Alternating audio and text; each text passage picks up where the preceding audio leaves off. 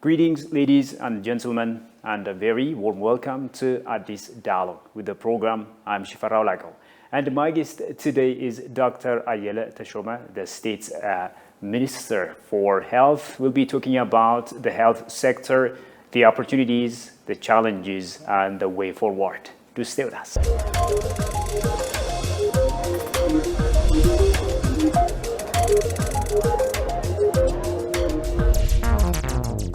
Dr. Ayele, thank you so much for joining me. I know you have a busy schedule, but you somehow managed to make us some time. We really appreciate it. Thank you very much for the opportunity you gave me. I think we should start our discussion with the overall situation of the health sector in Ethiopia. So can you give us a brief sense of the overall health situation, health sector facilities in Ethiopia? What are the challenges? What are the opportunities and the way forward? The Ethiopian Ministry of Health, since its establishment, I think it has been like around 75 years this year, and this makes it one of the oldest sector in the country, and maybe also in Africa. And throughout all these years, there were lots of ups and downs in terms of success and challenges, but we can say, at least for the past 2-3 decades, we can say that the sector has lots of success stories to be told. As you know, in the past 3 decades, we are focusing on preventive and health promotion policy, and with that, the health extension program, it brought to the sector development overall in terms of increasing the community awareness and participation to produce its own health was really satisfactory, and it is among the success stories we really shared with the other parts of the world, and it was really amazing that we achieved in terms of community awareness and owning and producing their own health at the grassroots level.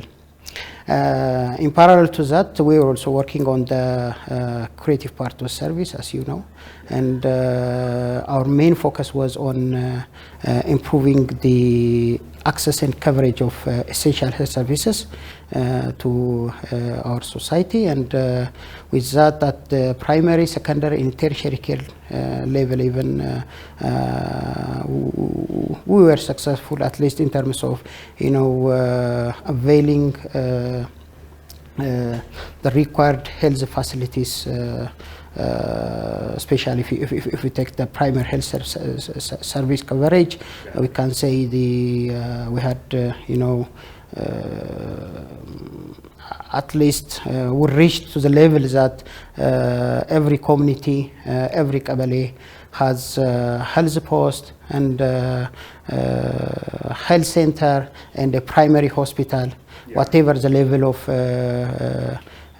quality we are delivering or the sustainability of services we had, but at least we were good enough to address all these access related gaps for our society. That was one area.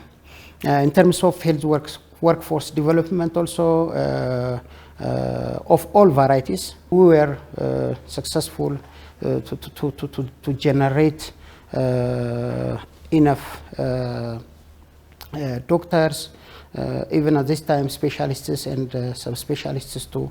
Of course, we have to work more, but at least the progress we made so far was so satisfactory. What we are really lacking is, throughout all these successes, the system part in the sector at all levels has to be strengthened so that we'll have a resilient health system which can respond to to emergencies and other demands. In that respect, still we are really working hard and pushing forward. Otherwise, the years before, if you compare it with the other countries which are on the same level, I think the progress was so satisfactory. Okay. You know, despite all these great achievements that you notched up, there are also other issues still persistent in the health sector. I think one of the issues is, you know, access to power, access to electricity. So what is the impact of lack of energy in the overall health system in Ethiopia? As I said earlier, if you talk about access, I can say that we were successful in terms of availing the infrastructures. But if you take the energy source for all of these facilities, whether they're at the health post level or health center or hospital level, we are really behind in terms of availing the power or energy to all of the facilities, whether it is on-grid or off-grid variety. And as you already said, health and power supply, they do have a direct and indirect relationship. If you take the direct relationship, at the community level, most of the societies, they use an open fire from a solid fuel source, and either they use wood or dung or residues of agricultural wastes or whatever. So this all lead to an indoor air pollution, and the indoor air pollution in turn will lead to a number of airway and respiratory diseases. And not only that, we need power to avail safe water, because the pumps we use or whatever source we are using, they might require energy, to distribute the water. So because of that, the safe water supply coverage is not to the level we expect, and that will lead to a number of waterborne diseases. And also, if you don't have electric power supply at a community level, at all level, it means that it's very difficult for you to deliver messages or have community communication ways, which will lead again to a decreased level of health awareness for the community. So this all will lead to compromised health status for the society.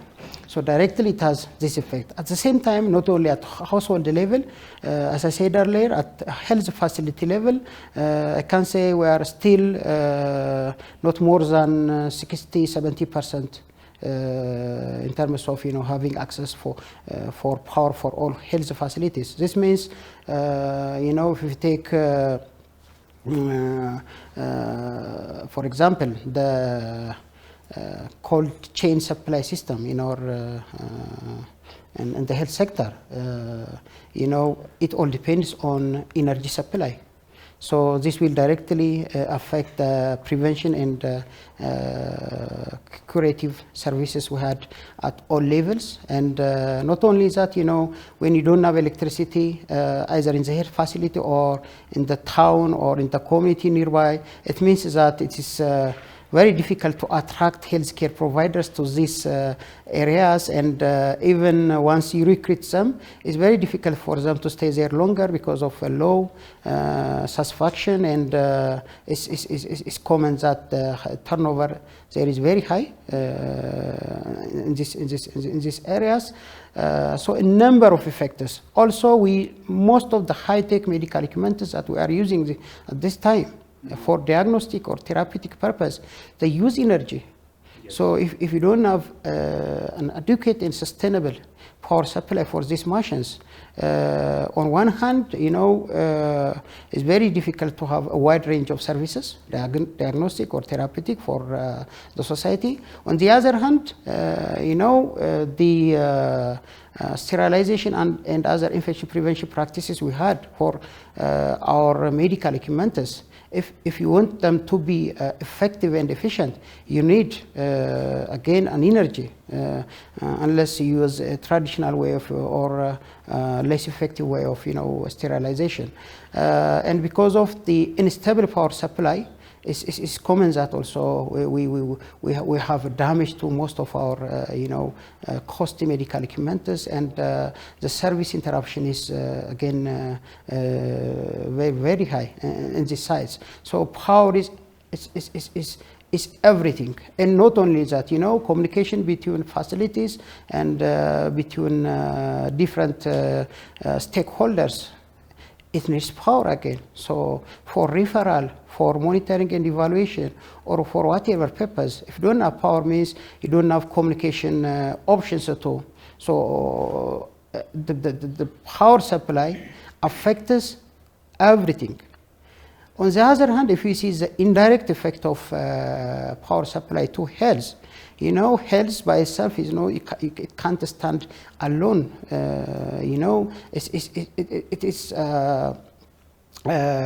well linked with the development of other sectors. Yeah. So power supplies, as it is clearly stated in the Sustainable Development Goals, yeah, it is a backbone for sustainable economic and social prosperity.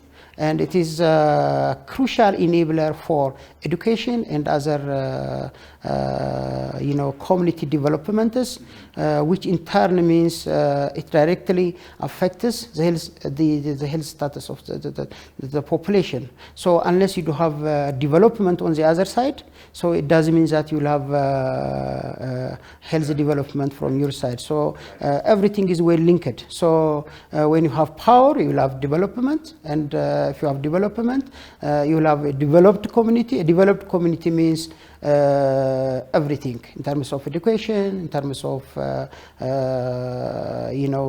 health service utilization and producing their own health by themselves, and in terms of using technologies or whatever. So power is everything for the health sector, and it is either directly or indirectly affects the health of the community, and that really has an impact on the overall population health. So you can take it to maternal morbidity and mortality, child health morbidity and mortality. If you take these two especially, they are especially affected by lack of power, because women and children are the one usually who stays at home and inhales or breathes the polluted air from an open fire, from smoke, and so they are the one having all those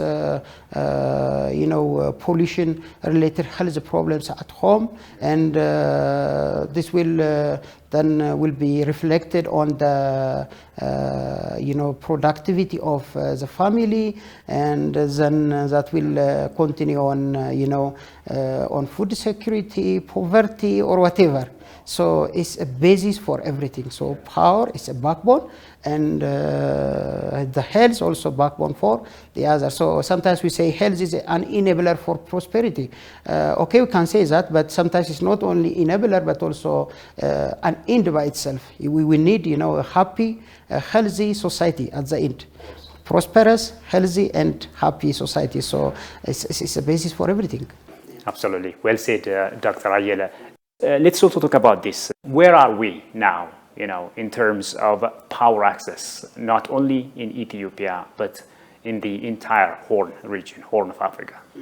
As you know, if you take, the global picture first, I can say 1/5 of the global community still uses an open fire for producing heat and everything. And if you take the share for sub-Saharan Africa, we take almost a third of this from the overall power shortage. And so nearly 600 million sub-Saharan African people still uses an open fire, and as I said earlier, this the implication is a lot on that.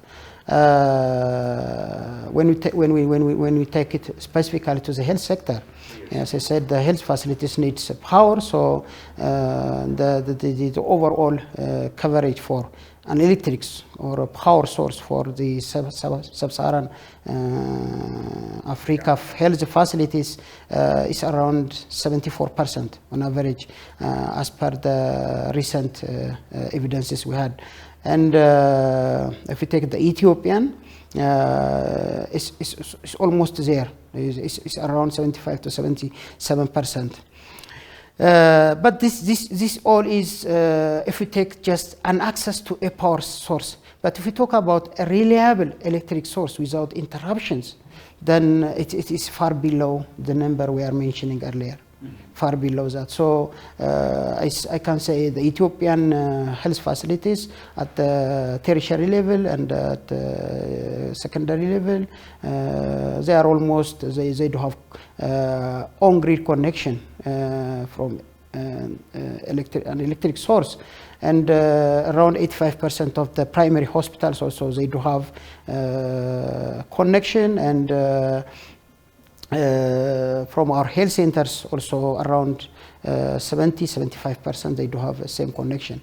Some of them they may have a connection off grid from solar power, but the main problem is, is it really a reliable source? Okay. It's not a reliable source.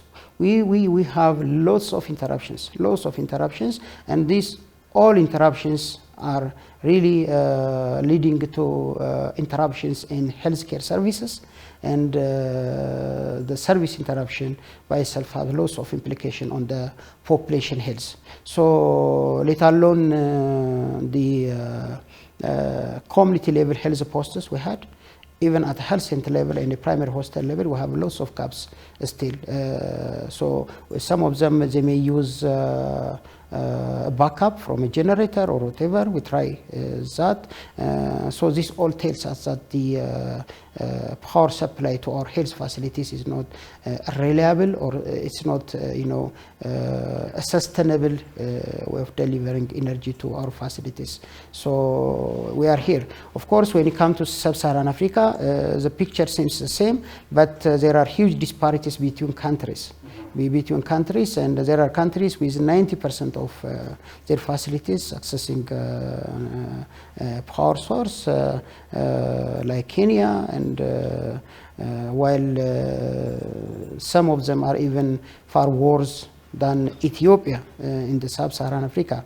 If we take some of the countries in the northern Africa, like Egypt, they are nearly 100%, 99% of their facilities are accessing health power in a reliable way.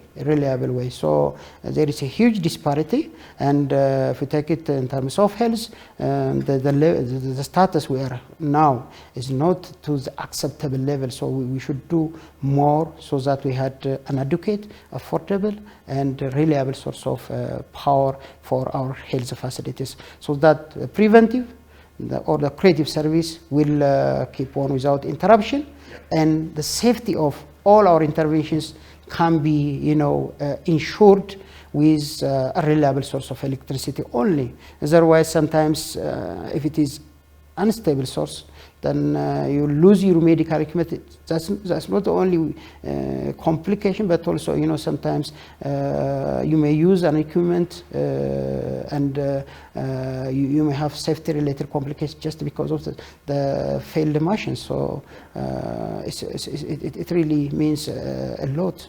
Yeah, this also results in the loss of lives eventually. Sure. Yeah. So clearly, Doctor, this shows the fact that the issue of accessibility of power in the Ethiopian context is a matter of survival, right? Yeah, it's a matter of survival for the health sector as well as for other development demands. This is not, it's not only for Ethiopia. It's for the whole globe. If you see the Sustainable Development Goals, the world set before, Number 7 is, it's all about power. And if you see most of the SDG goals, they said, they are directly or indirectly linked with a power supply. When they focus, they try to focus on household level energy supply, and they try to ignore health facilities. And sometimes, you and me and our community are living, we are the great majority, and we are really living in a substandard home environment, and having all those pollutants, leading to all those complications. And on the other hand, if you go to the developed nations, sometimes, cooking is, an enjoyable, stylish hobby. They are, the most privileged minorities. So it's not fair for the world to ignore, the demand for power for the poor nations. While lack of power is, the basis for every problems we have, and and it's really one of the bottleneck for our development. So power is a backbone for prosperity, either socially or economically. So if we think like that, we need to work at the root cause level. So we have to act on that level. You cannot continue to treat the symptom. They keep on, supporting the poor nations with, budget for health or for drugs or whatever. So unless we work at the root cause, how can we continue to just to treat, the outcomes of all these gaps? So it's a must, and the only way to come out of our ample problems. Yes. And this issue, takes us to the issue of the Grand Ethiopian Renaissance Dam. I think this is the reason that Ethiopians are calling the GERD their existential dam, existential project. And that's why Ethiopians from all walks of life are gladly supporting the development of this project. How justifiable is that, in your view? It's clearly justifiable. As I said earlier, from the points we raised already, the power supply is backbone for everything. We unveiled already our homegrown economic reform, and if you see one of the strategic plans there, Ethiopia is planning to avail universal access for electricity by 2030, and planning to join the lower middle income countries by 2030, the middle income countries by 2040, and the higher level middle income countries by 2050. This means all this development needs energy. So development means in terms of social sectors, in terms of the economic sectors and everything. So the transition, especially now what we are really working for, from the agricultural to the industrialization, really needs energy. So now we are having lots of industry centers, or lots of power demanding projects here and there. It's because we don't have the power. So let alone the renewable type of energy we are planning to produce, even the other segment of the world are still continuing the non-renewable one, which is unfair, while we had the climate impact already we had here. So it's our right to use, and it's a must, an essential project that we have to continue and finish. And of course, this should not be, we should be abide by principles. We cannot, keep on working to, to have an effect on the downstream countries. It's just, you know, to use the water for generating power, and the water will flow later. It has no any problem. So it's more of, you know, a matter of fairness, and have just a principle for using your own resource. So I think it's a must, and we have to keep on. Of course, this is not, you know, Ethiopia has not only hydroelectric power source, but also we had a capacity to use wind, we have a capacity to use solar energy, you know, so we have all these options to explore in the future. But at this time, we don't have other options. So just dreaming for prosperity without having energy is totally unthinkable. Ethiopia's stance is still fair and equitable utilization of the Abai River, while developing its own natural resources. However, some are trying to twist this fair stance, you know, propagating different erroneous information about this mega project. Can you walk me through some of your observations in this regard?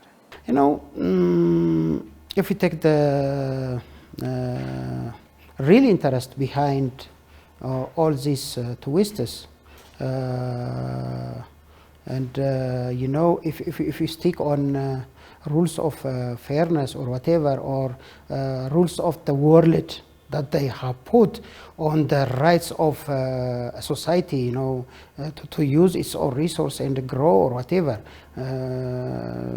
then the interest is not, you know, it's not directly, you know, related to really the problem that the dam will bring to these downstream countries. It doesn't seem. It's just, you know, we are in a world where everything is in a competition, and the geopolitics is there, and you know, in terms of geopolitics, you know, we know where Ethiopia is, and so every country, the world has interest on that, and so especially the Horn of Africa and the downstream countries, they are really thinking about, you know, the power in the region, rather than, you know, the impact the dam will bring to their society. They know clearly, and it has been seen from the experience of other countries too. They did it before. So let alone for hydroelectric power, if we use even for other purposes, I think the water is very enough.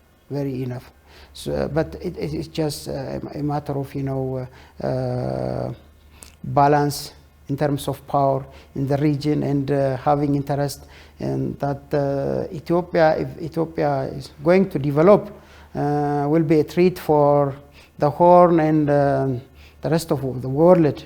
So it's clear where now we are having giant powers at both ends of the world. So I think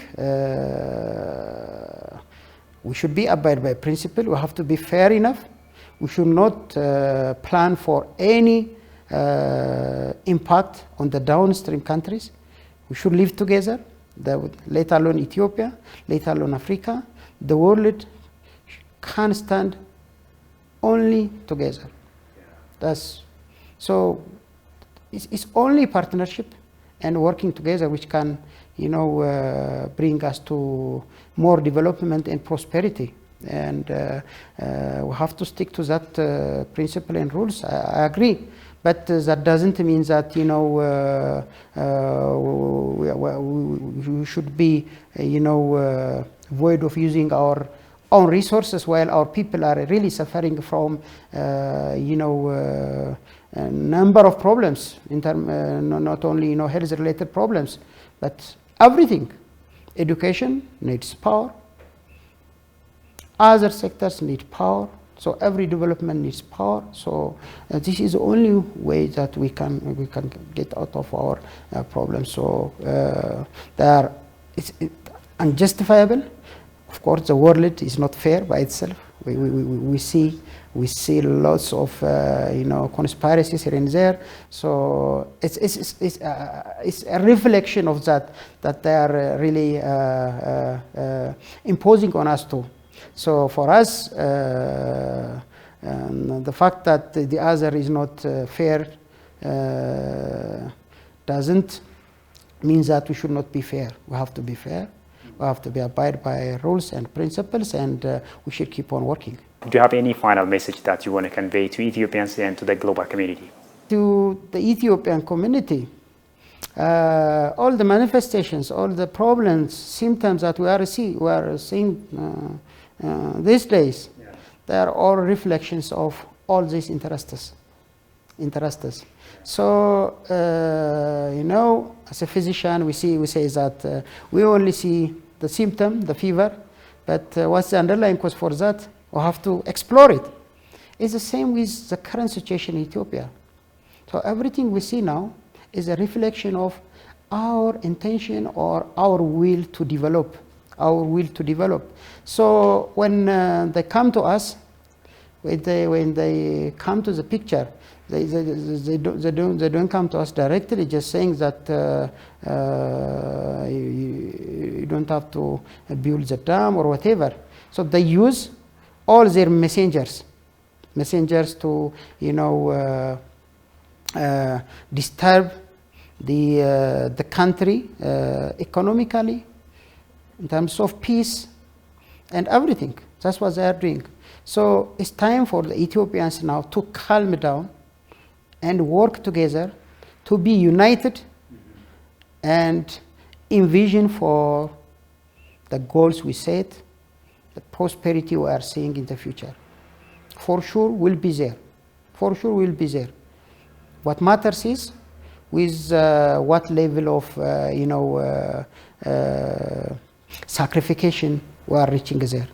So to be there with less sacrification, we have to be united and hear each other, understand each other, and work together. That's the only way. There is no option now to live isolatedly in the world, let alone in Ethiopia. We cannot live isolatedly from Africa. Everything is interlinked. The world has to be fair. They know it. We cannot, advise them. They know everything. It's deliberate. Yes, deliberate, and we cannot advise them. But one thing I want to say is just whatever happens, it's time for Ethiopia to push forward. We cannot live, a century just waiting for donation or having many women dying for a preventable disease and lots of children dying with a preventable disease, having lots of preventable health problems, and having illiterate people and like that. So it's time for us to push forward with whatever cost we should pay. So it's better to collaborate now. The Horn of Africa, the downstream countries, it's better to collaborate. It's not wise to collaborate now with, armed groups. It's not the time. It's not time for that. It's time for peace now. It's time for working together, developing it together. And we have enough resources, especially Africa. We have ample resources that we didn't utilize it. Who wants us, to just keep sitting without using resources? We know that. We should be wise at this time.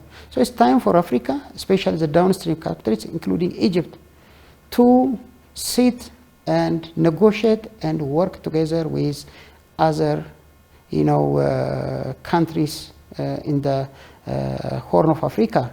And then, prosperity is not far from now on. That's what I want to say. Thank you so much for your ideas, for your time, especially for showing us this inseparable relation between power and the health sector and everything for that matter. Thank you so much.